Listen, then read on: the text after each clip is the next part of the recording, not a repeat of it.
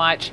And of course, we'll take the president as he speaks there next hour. President Trump hitting the road just a day after this New York Times report that indicates that he is still questioning some of these conspiracy theories, right? That the authenticity of former President Obama's birth certificate.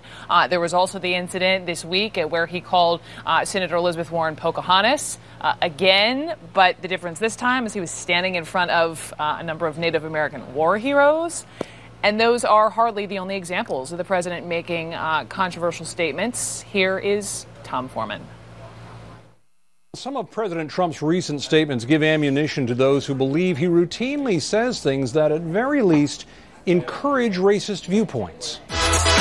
Donald Trump's digs at Elizabeth Warren over her claim of Native American heritage were sure applause lines on the campaign trail. And Pocahontas is not happy. She's not happy.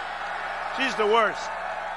But when the insult was repeated in front of Navajo code talkers, World War II heroes, they call her Pocahontas, only silence followed.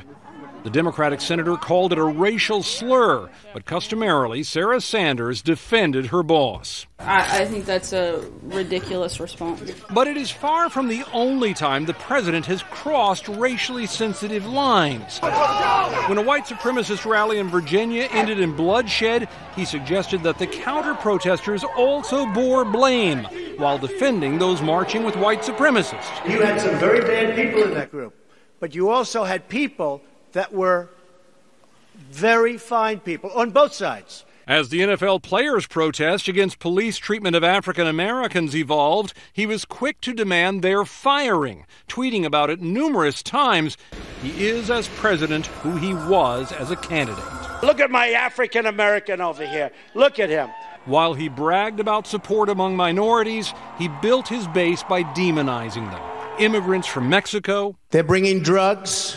They're bringing crime, they're rapists, and some, I assume, are good people. An American judge Trump argued was biased against him. He is his Mexican heritage, and he's very proud of it. You have sacrificed nothing and no one. The Muslim mother of an American soldier killed in combat after her husband spoke against Trump during the Democratic convention. She was standing there. She had nothing to say. Maybe she wasn't allowed to have anything to say. You tell me.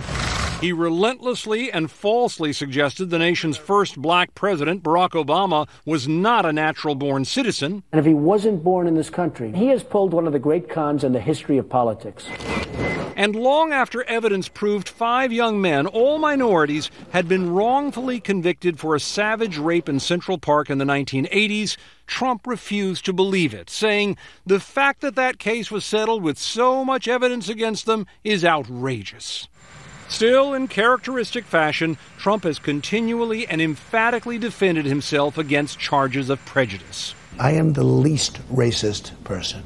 Are you bigoted in any way? I don't think so. No, I don't think so. Islamophobic? I'm a person, no, not at all. When people say that you're racist or homophobic or Islamophobic or whatever it is, that has to bother you. Or compare you to Hitler, their newspaper covers. You know where things does bother that bother me? you? No, if things are true, if that were true, it would bother me tremendously. To be sure, the president almost always doubles down on his remarks, and his defenders deny any racist intent.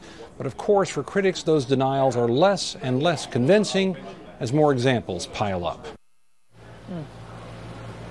Coming up, Florida neighborhood